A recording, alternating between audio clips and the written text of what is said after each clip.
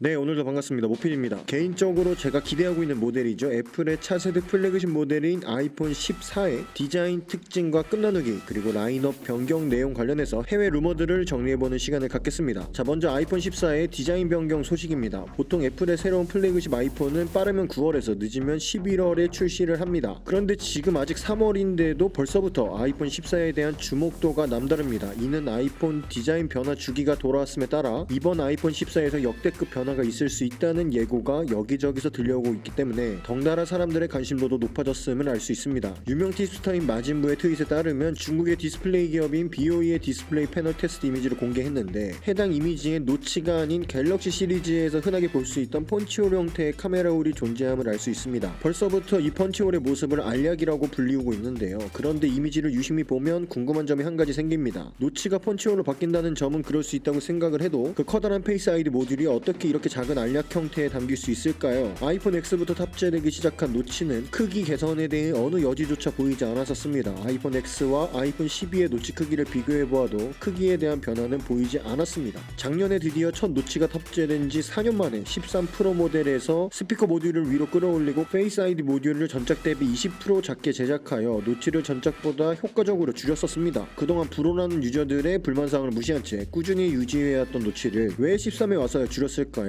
이는 아이폰의 차기작에 대한 애플의 로드맵 중 일부라고 해석할 수 있습니다. 13에서 살짝 줄여놓은 노치의 크기를 불가능할 것만 같았던 크기의 펀치홀에 페이스 아이디를 온전하게 담을 수 있게 될 것이라 예상할 수 있습니다. 다만 이러한 펀치홀 디스플레이에도 아쉬운 점은 있습니다. 이는 다음 챕터에서 추가적으로 한번 말씀드리겠습니다. 이 외에도 펀치홀 카메라 말고도 눈에 띄는 디자인 변화는 더 있습니다. 맥 루머스에서 소개된 내용에 따르면 바로 갤럭시 S22 울트라에서 보여주었던 카메라 섬 제거가 아이폰 14에서도 적용될 수 있다는 루머를 언급했습니다. 이는 울트라 사례와 마찬가지로 섬이 가라앉는 것이 아닌 해수면이 높아지는 방식을 차용할 것이라는 의견도 함께 제시하였습니다. 추가로 신형 아이폰 중 일부는 티타늄 프레임을 적용하여 더욱 튼튼하게 만들 것으로 예상됨과 동시에 새롭게 디자인된 마이크 그릴이 적용될 것이라고 언급했습니다. 새롭게 뒤바뀐 디자인을 적용한 아이폰 14 루머대로 별탈 없이 출시된다면 좋겠지만, 아직 출시까지 긴 시간이 남은 만큼 얼마든지 변동은 될 수 있겠죠. 자, 다음은 일반 모델과 프로 모델의 끝나누기 소식입니다. 앞서 아이폰 14 펀치홀 디스플레이 소식을 소개하면서 아쉬운 점이 있다고 말씀을 드렸었죠. 바로 일반 모델과 프로 모델의 차이를 뒀다는 겁니다. 디스플레이 관련해서 굉장히 공신력이 높은 로스 형이 트위터에 업로드한 사진을 통해 애플의 디스플레이 로드맵을 살펴볼 수 있었습니다. 22년 새롭게 출시될 아이폰 14의 경우 프로 모델은 22년부터 펀치홀 형태의 디스플레이를 사용하고 일반 모델은 전작과 동일하게 노치를 적용할 것이라는 점을 확인할 수 있었습니다. 적어도 내년 출시될 아이폰 15까지는 기다려야 일반 모델에서도 펀치홀 형태의 디스플레이를 만나볼 수 있을 것인데요. 하지만 여기에 더해서 애플의 끝나누기는 또 있습니다. 바로 스마트폰의 두뇌라고 할 수 있는 칩셋에서도 끝나누기를 시도할 것으로 추측되고 있습니다. 공신력 높은 유출가 밍치거에 따르면 상위의 프로 모델에만 A16 바이오닉 칩으로 업그레이드가 되고 일반 모델엔 A15 바이오닉 칩셋으로 유지될 것이라고 밝혔습니다. 하지만 이는 좀 의아한 예측이긴 하죠. 지금까지 애플은 프로 모델과 일반 모델 간의 칩셋의 스펙 차별을 두지 않았었습니다. 물론 아이폰 13 때도 유의미하다고 말하긴 힘들 정도의 근소한 차이가 있긴 있었습니다.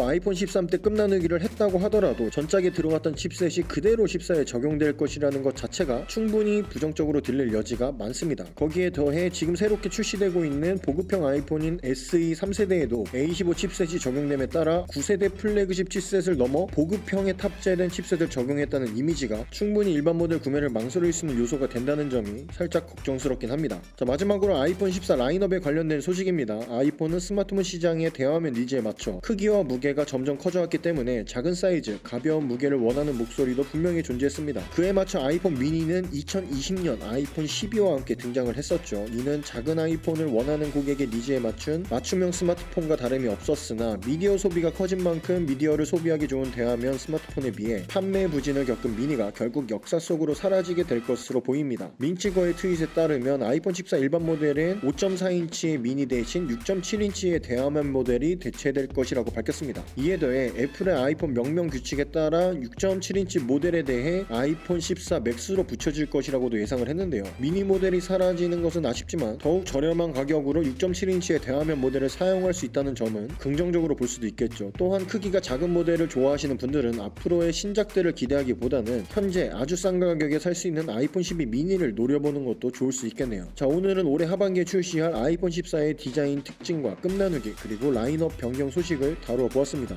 프로세서 급 나누기나 디스플레이 급 나누기 등등 크게 눈에 띄는 아쉬운 소식이 있었는데요. 하지만 아쉬운 소식들을 상쇄시킬 수 있을 정도로 이번 아이폰 14에서는 신선한 변화를 가져올 시리즈로 예상이 됩니다. 저는 13때처럼 14 프로맥스 모델을 구매해볼 예정입니다. 자, 오늘 영상은 여기까지고요. 아이폰 14 국내 사전 예약을 지금부터 준비하고 싶으신 분들은 더보기란이나 고정 댓글을 확인해 주시면 되겠습니다. 자, 그럼 구독과 좋아요 부탁드리면서 영상 마치겠습니다. 모피디였습니다. 안녕.